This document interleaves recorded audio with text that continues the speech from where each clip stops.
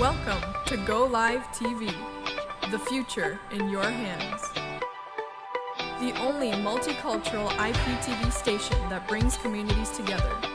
Over 2.7 million people have already watched. Go Live TV, anytime, anywhere.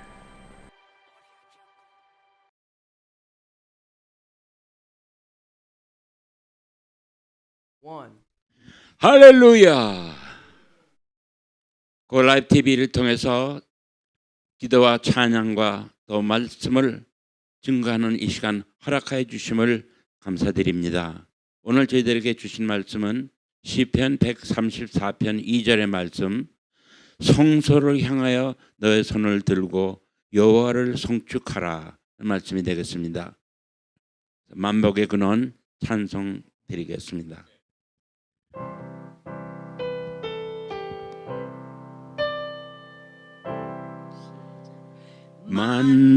만복의 근원 하나님,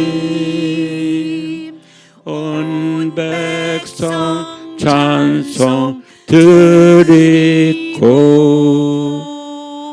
저 천사여 찬송하세. 찬송 성부 성자 성령.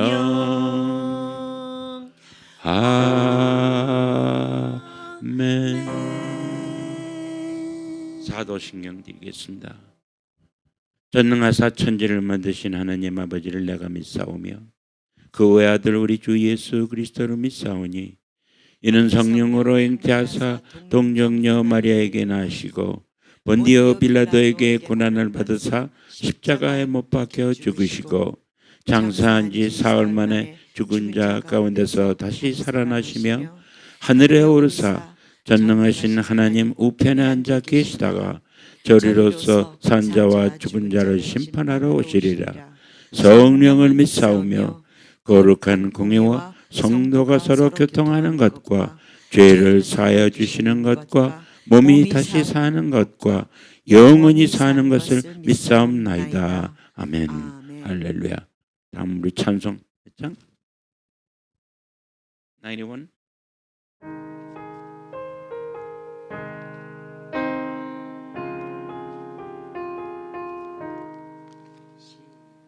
슬픈 마음 있는 사람 예수 이름 믿으면 영원토록 변함없는 기쁜 마음 얻으리. 예수의 이름은 세상의 소망이요. 예수의 이름은 천국의 기쁨일세. 거룩하신 주의 이름 너의 방패 삼아라. 환난 시험 당할 때에 주께 기도드려라. 예수의 이름은 세상의 소망이요. 예수의 이름은 천국의 기쁨일세. 존귀하신 주의 이름 우리 기쁨 되도다. 주의 품에 안길 때에 기뻐 찬송 부르리. 예수의 이름은 세상의 소망이요. 예수의 이름은 천국의 기쁨일세. 우리 갈 길 다 간 후에 보좌 앞에 나아가 왕의 왕께 경배하며 면류관을 드리리.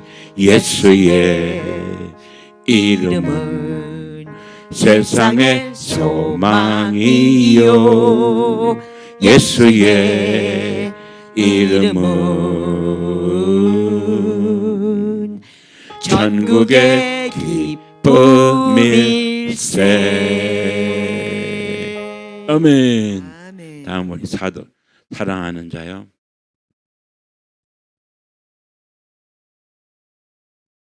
사랑하는 자요. 할렐루야.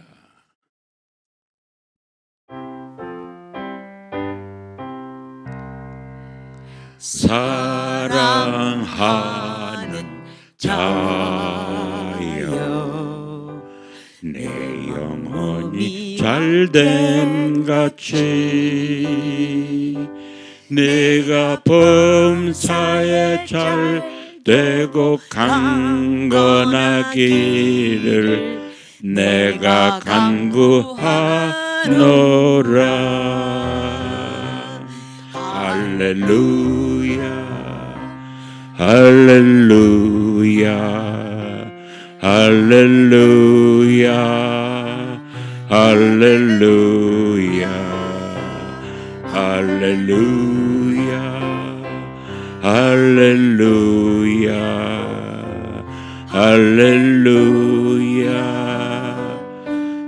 할렐루야. 다 같이 함께 기도드리시겠습니다. 할렐루야.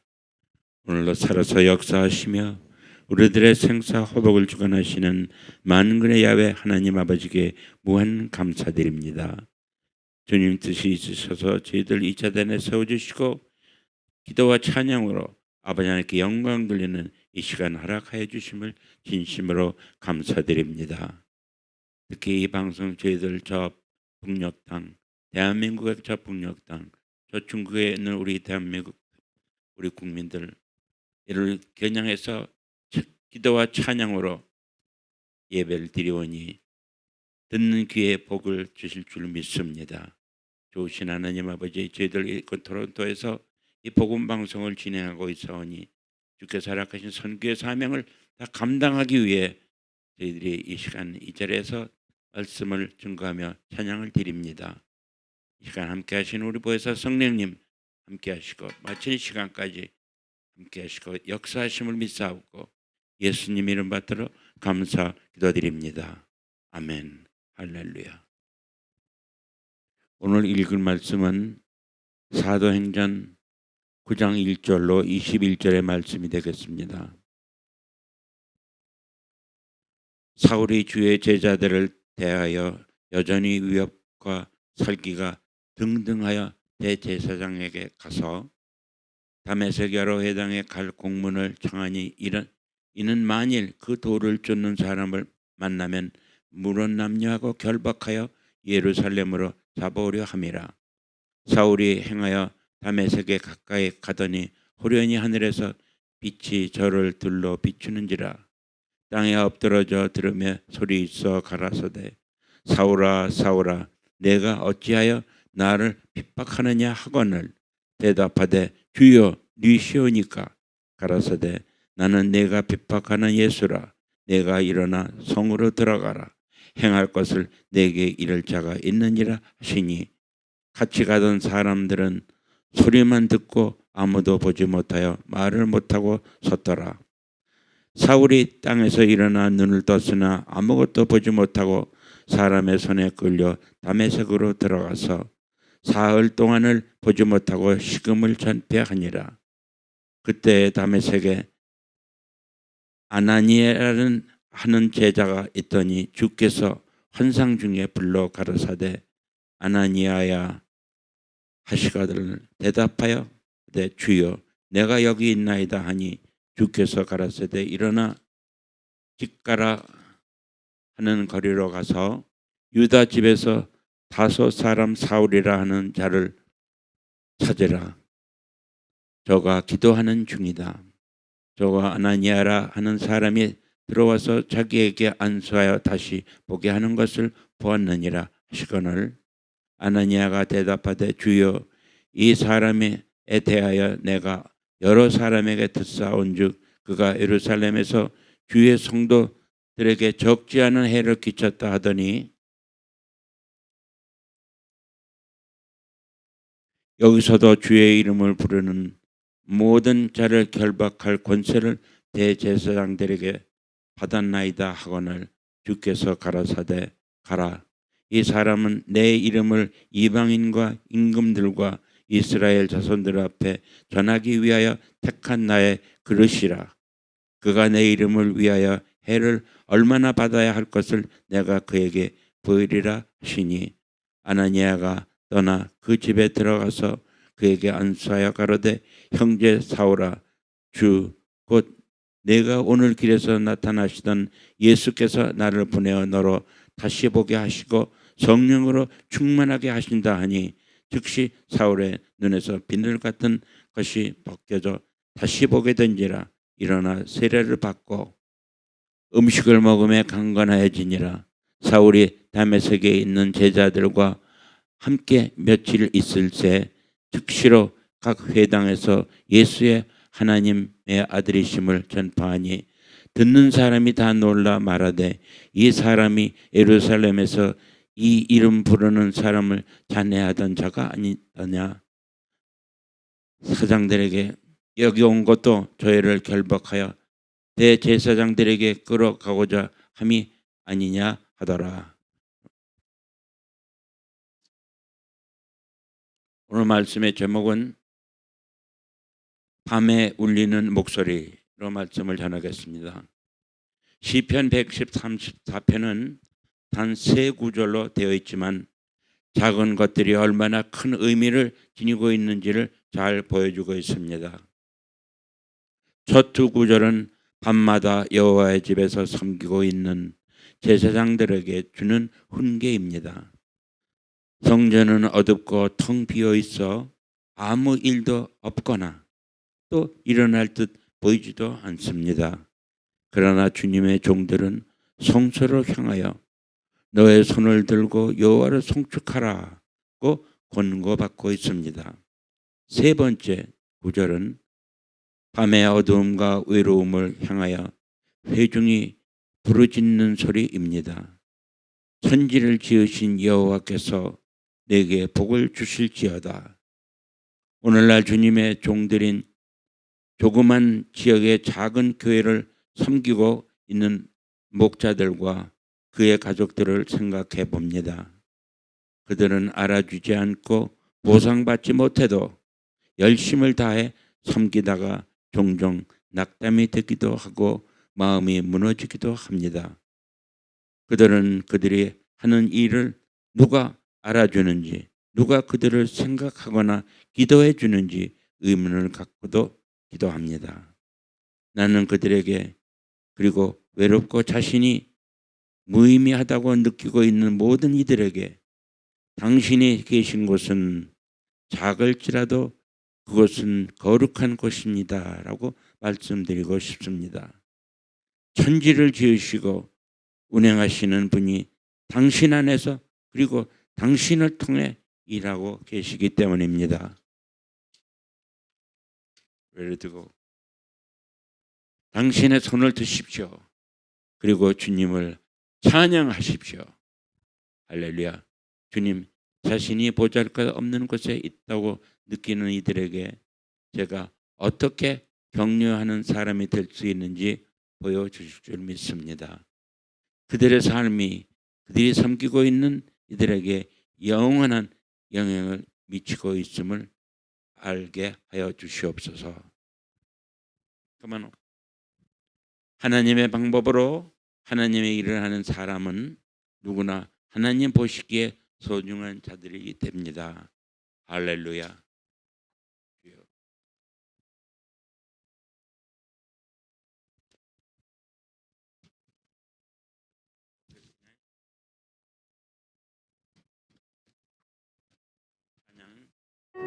올려드리겠습니다.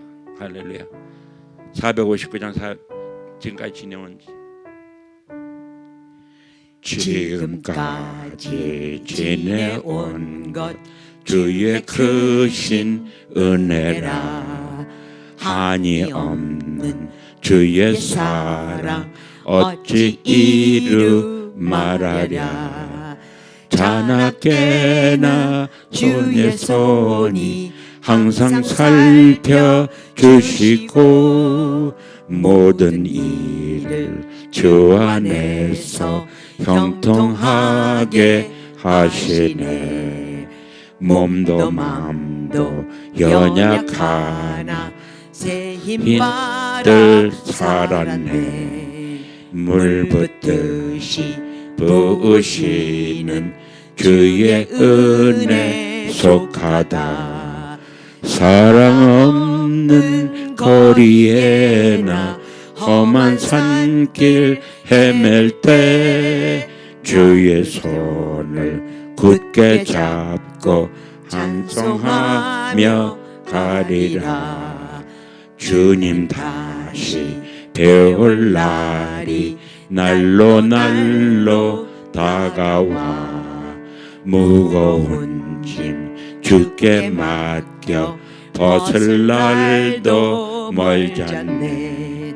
나를 위해 예비하신 고향 집에 돌아가 아버지의 품 안에서 영원토록 살리라. 아멘.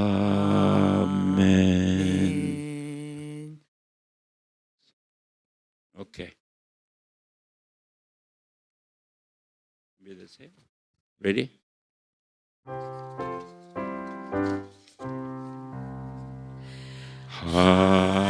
하늘에 계신 아버지 이름 거룩하사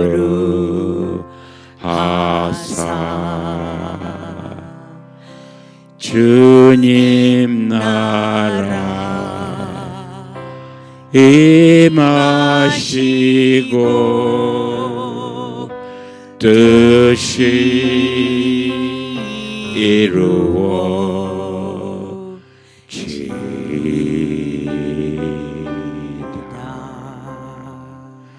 일용할 양식 주시고 우리들의 큰 죄 다 용서하옵시고 또 시험에 들게 마시고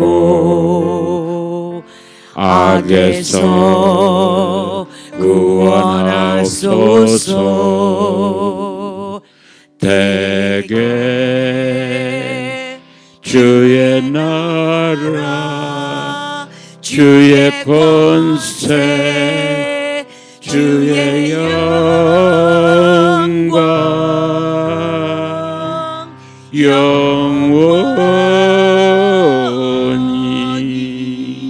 영원히 아멘.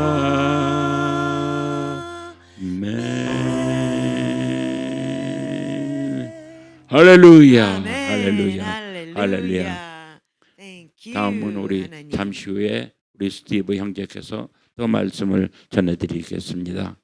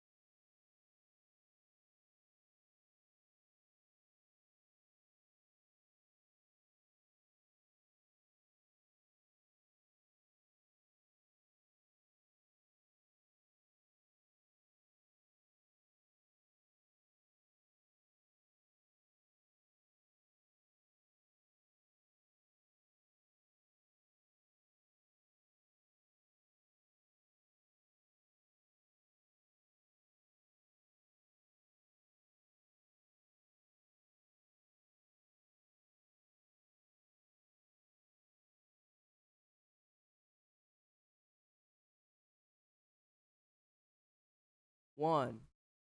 감사합니다, 장로님. Hallelujah. 안녕하세요. Let us begin with a word of prayer.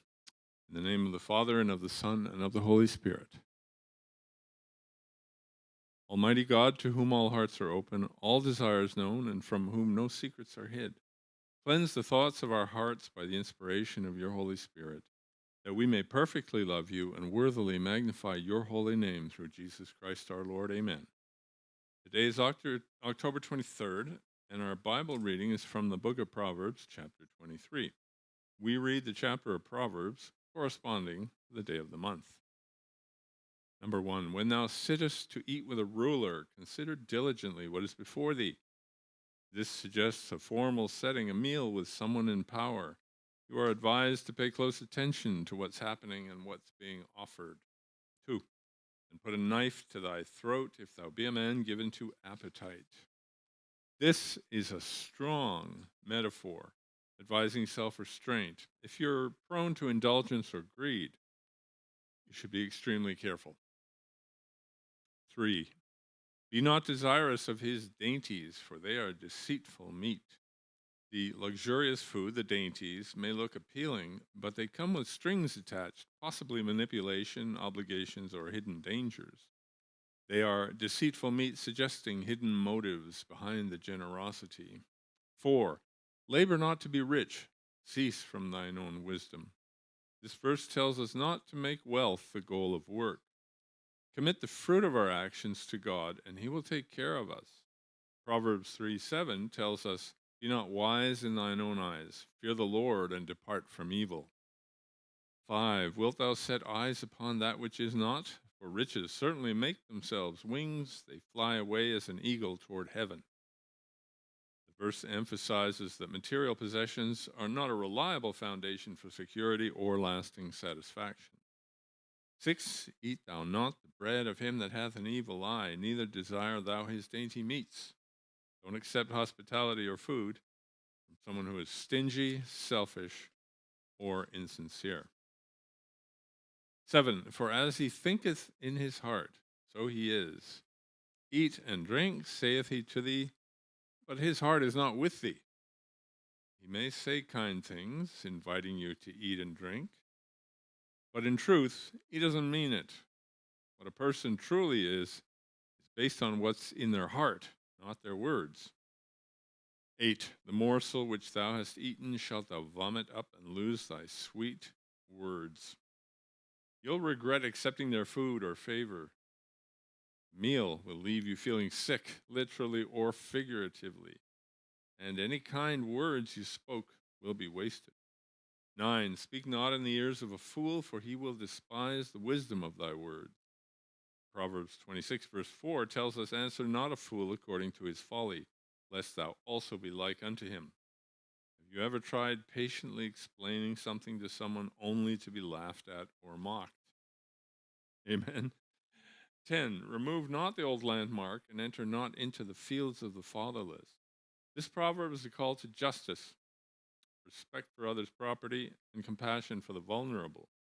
It reinforces the biblical principle that God defends the fatherless, and those who take advantage of them will face divine judgment. 11, for their Redeemer is mighty. He shall plead their cause with thee. God, their Redeemer, has infinite power. God will personally intervene or bring justice against those who wrong the defenseless. 12, apply thine heart unto instruction and thine ears to the words of knowledge. Ignorance is not bliss, it's poverty, squalor, ignorance, and shame. Proverbs 4:7 tells us wisdom is the principal thing. Therefore get wisdom, and with all thy getting, get understanding. 13, withhold not correction from the child, for if thou beatest him with the rod, he shall not die. There is a movement in our time to eliminate corporal punishment for children. It's an unfortunate development. I mean, we love children, but they're little barbarians, and they need discipline and direction. The admonition in this proverb is not to injure the child, but rather to give him that sting of correction that stays with him throughout his life and guides correct action. We see a good example of children who were not disciplined in the so-called protests we see in the streets. amount to little more than property destruction. A well-disciplined and guided child is delightful to be with. An undisciplined child can be described as a little monster. 14, thou shalt beat him with the rod and shalt deliver his soul from hell. This verse emphasizes that correction is absolutely essential to save the child. 15, my son, if thine heart be wise, my heart shall rejoice, even mine. So the father Solomon is rejoicing in the wisdom that his son has received and taken into his heart. 16, yea, my reins shall rejoice when thy lips speak right things. Now, reins is another word for kidneys. This is archaic language in the King James Bible. It appears that kidney health is somehow tied to truth. So why take chances? 17, let not thine heart envy sinners, but be thou in the fear of the Lord all the day long. We often see people who appear to be living well while committing all sorts of wickedness. They sleep soundly at night and don't appear to be bothered by their own conduct. This is an illusion. Do not be misled. 18, for surely there is an end, and thine expectation shall not be cut off. The wicked do eventually get their comeuppance. We expect some sort of retribution and justice, and this verse assures us that we can reasonably expect it to happen. 19, hear thou, my son, and be wise, and guide thine heart in the way. Once again, we are reminded that it is King Solomon teaching his son. Solomon is known as one of the wisest men that ever lived. 20, be not among winebibbers, among riotous eaters of flesh. This is a warning against associating with drunkards and gluttons. Alcohol is a poison and leads to foolish action. Excess consumption of food leads to illness. 21, for the drunkard and the glutton shall come to poverty, and drowsiness shall clothe a man with rags. The drunkard has a difficult time climbing the ladder of success. He's very likely to fall off. He's so drunk. The glutton is too ill to accomplish much. 22, hearken unto thy father that begat thee, and despise not thy mother when she is old. This proverb emphasizes respect, honor, and attentiveness toward one's parents, particularly in their later years. Listen to or pay attention to the advice, wisdom, and guidance of your father, the one who gave you life. Do not neglect or look down on your mother as she ages, when she may be more vulnerable or dependent. 23, buy the truth and sell it not, also wisdom and instruction and understanding. There are many good books available on how to achieve success. Buy those books and keep them in your library, starting with the Bible, of course. 24, the father of the righteous shall greatly rejoice, and he that begetteth a wise child shall have joy of him. I mentioned in verse 13 that a well-disciplined child is delightful. 25, thy father and thy mother shall be glad, and she that bare thee shall rejoice. Parents want to see their children succeed and to achieve success in the world. 26, my son, give me thine heart, and let thine eyes observe my ways. Now, King Solomon, one of the wisest men that ever lived, is admonishing his son to align himself with his father's wisdom and conduct, to learn from the best. 27, for a whore is a deep ditch, a strange woman is a narrow pit. A deep ditch is very difficult to get out of. A narrow pit is especially claustrophobic. Stay away from whores and loose women. 28, she also lies in wait as for a prey and increases the transgressors among men. The imagery of a woman lying in wait as for a prey portrays seduction as a trap, something that ensnares and destroys. 29, who hath woe, who hath sorrow, who has contentions, who has babbling, who has wounds without cause, who has redness of eyes. 30, they that tarry long at the wine, they that go to seek mixed wine. Verse 29 and 30 goes back to the problem of alcohol. Contrary to what some people may think, alcohol, even in moderation, is not particularly healthy. It is a toxin that the body can process up to a point, but it severely compromises the nervous system when taken in large quantities.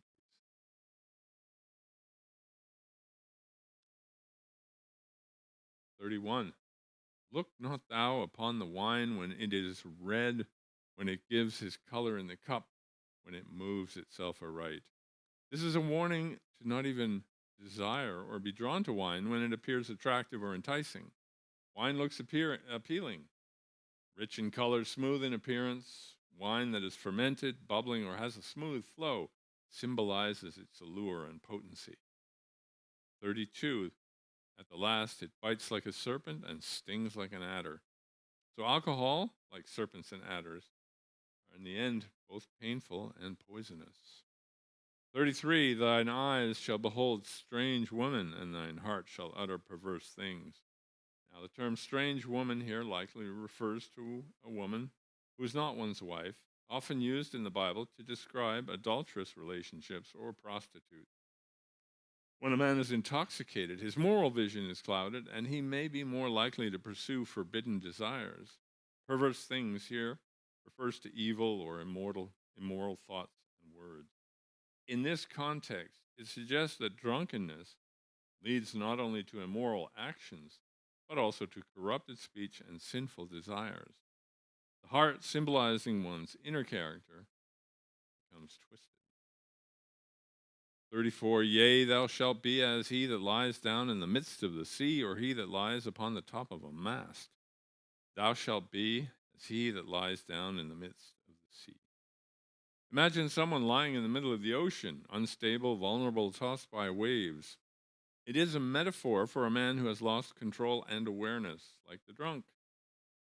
The top of a ship's mast is the most unstable, dangerous place to lie down. 35, they have stricken me, shalt thou say, and I was not sick. They have beaten me, and I felt it not. When shall I awake? I will seek it yet again. The man is saying, people hit me, but I wasn't hurt. This shows how numb and disconnected from reality he is, either from intoxication or from emotional, spiritual deadness. Even after suffering violence, humiliation, or consequences, the man doesn't feel the pain. It reflects the desensitizing effect of sin or substance abuse. When shall I awake? A brief moment of clarity, realizing something is wrong. The speaker is asleep in a moral or spiritual sense. The most tragic part, despite all the harm, they still want more. It's the cycle of addiction, harm, regret, craving, and repetition. So in conclusion, I strongly encourage all of you to read the book of Proverbs every day. Let's bow our hearts and have a word of prayer. Heavenly Father, we thank you for your word, especially today, the book of Proverbs, that we may live in accordance with you, your will, and in Jesus' name we pray. Amen. Kamsamida.